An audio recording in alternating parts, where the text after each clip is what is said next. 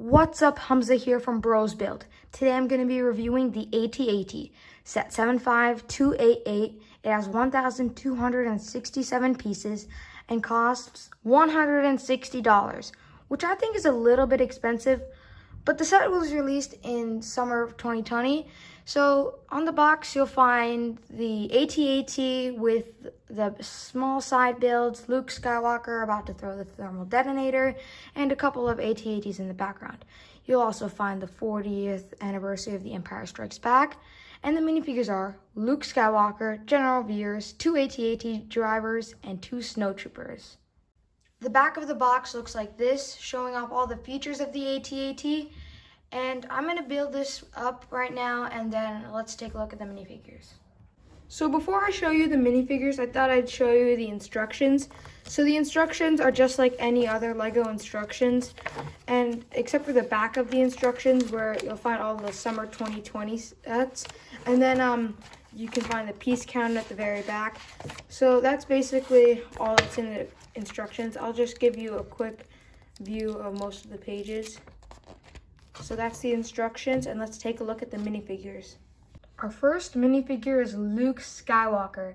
He has a lightsaber and a thermal detonator, and he does have an alternate face expression, which looks like that. I do like this face expression better than the other one, but there is one problem with this minifigure, and that is that the printing on the torso is a bit faded. If you compare it to the leg printing, you can see this on the back too, and I'm not sure if the print is faded on the legs, but I'm pretty sure it isn't. So that's Luke Skywalker. Overall a pretty good minifigure, but it does have faded printing, so that's not that great. And let's take a look at our next minifigure. Our next and possibly best minifigure in the set is General Veers. You see that this helmet is, I'm pretty sure it is custom, but I'm not really 100% sure. But it is a very cool helmet. And you can see he does have an alternate face expression, which is definitely a little more serious. And he doesn't have any leg printing, which is fine, but he does have pretty good torso printing, and it doesn't look to be faded. He has some binoculars, and this is what his back printing looks like. Let's take a look at our next minifigure. So here we have an AT-AT driver, and he has really great printing and a really nice helmet. And you can see that they've got rid of the angry clone face, which is great.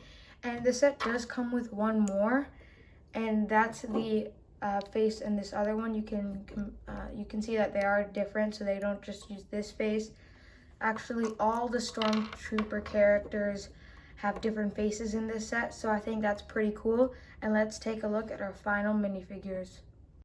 So here we have a Snowtrooper, and one of my problems with this set is that this set doesn't come with enough Snowtroopers for the price. And I think it does come with 2. I think it could have came with 3 or 4 instead. Although I guess it's good that we do get 2 instead of 0. So this is the face for the first Snowtrooper, and the second Snowtrooper looks very, very weary. He looks like he hasn't slept in days. So those are the Snowtroopers, and they don't have the backpack. These are the new ones. You can find them in the action battle sets too, but they just don't have these faces. So let's take a look at the small builds. So these are the 2 small side builds. We have the E-Web cannon and the snow speeder. I'm actually going to grab a couple of Snowtroopers so we can put them on. So with the Snowtroopers in hand, we can try them. So all you have to do to put it on is literally just do this, and then you can have him man the E-Web. And then I do like the speeder design.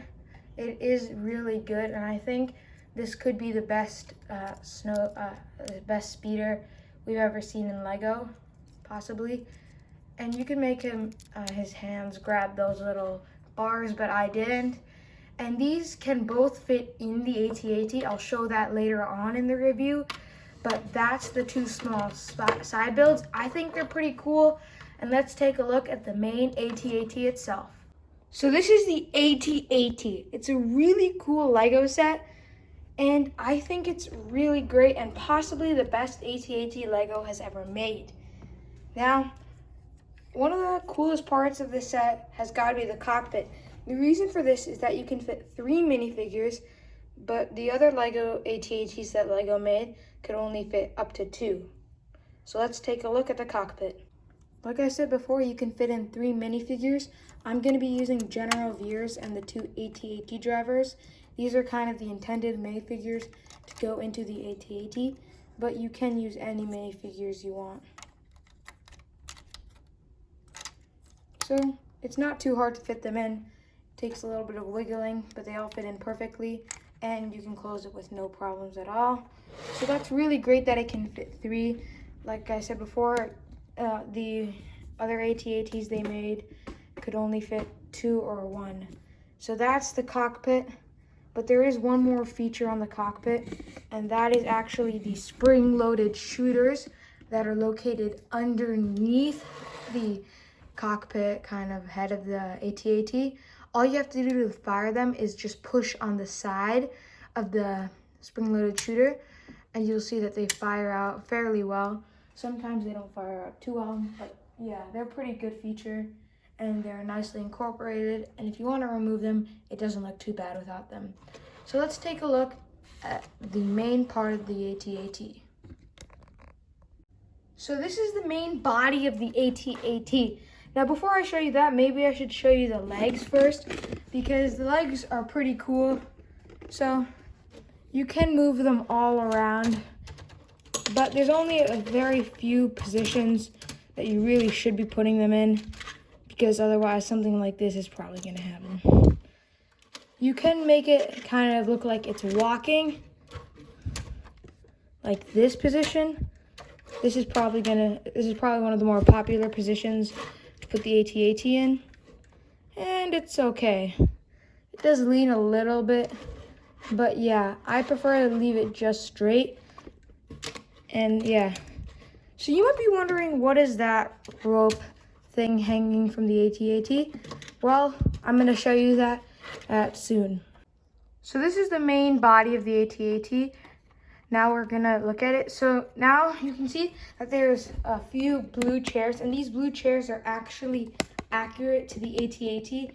It doesn't use like gray or black chairs. The AT-AT actually uses blue chairs, and you can easily put in a couple of minifigures and close it with no problems.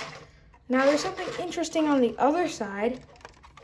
You may see that there's this thing, and that's actually for the E-Web cannon. You can just place it in here, and there are 3 extra seats if you want to fill it out with something else. And just to give you an idea of the whole thing open up, I can lift everything up. The doors work really well, and I think the interior is excellent. Now, there is something at the back here. You can actually put that speeder there. So if I grab the speeder and slide it in, you'll see that it fits in without any trouble at all, and then I can just close this up, and there. So that's with everything in. I can close this up. These panels don't really open up. They're just kind of there to complete the look of the AT-AT. Now that rope, what I was talking about, it actually lowers down Luke Skywalker, so like he can throw the thermal detonator in. I'll show you it from the underside. So if you start to like pull it, like so, when you do that, and then if we go down here while I do that, I'll show you what it does. So it basically just lowers that rope down, and then you can unlower it, and yeah, so you can have Luke Skywalker dangle on it. And then there's actually something pretty cool there. So if I just take it off the stand, you can see that there's actually a little hatch where you can have him like cut it open here and then have him throw in the thermal detonator. Now the thing is, it's just kind of emptiness. It doesn't actually go into the AT-AT, that hole, but it's pretty cool that they include it. So I'm gonna grab Luke Skywalker, and I'm gonna show you what it looks like to put him on the thing and put him up. So Luke Skywalker can't hold everything, but I think you get the idea. So he could just like go up, and then he could use his lightsaber to cut open the hatch and throw the thermal detonator in the cockpit, in the body of the AT-AT, and it could explode. So that's a pretty cool feature they included. So now that I think we've basically covered everything about this AT-AT. I'm pretty sure, yeah. So I don't know if I'm missing anything, but let's just take a look at the AT-AT, like the different angles of it. And I think it's a pretty cool Lego set. So if I just spin it around, you can see that it's kind of a skinny AT-AT compared to some of the other AT-ATs, but I'm pretty sure it uses like about 1,200 pieces. So that's a fair amount of pieces. So yeah, I think it's a very good AT-AT. It can hold a lot of minifigures. And yeah, and I can show you the toes of the AT-AT. The reason the toes are accurate is because the one on the inside, the toe on the inside, is smaller than the other 3 toes. So that I thought that was just something cool. You can see that there's some like pieces here to make it look better. There's a lot of Technic in this set, which is really good.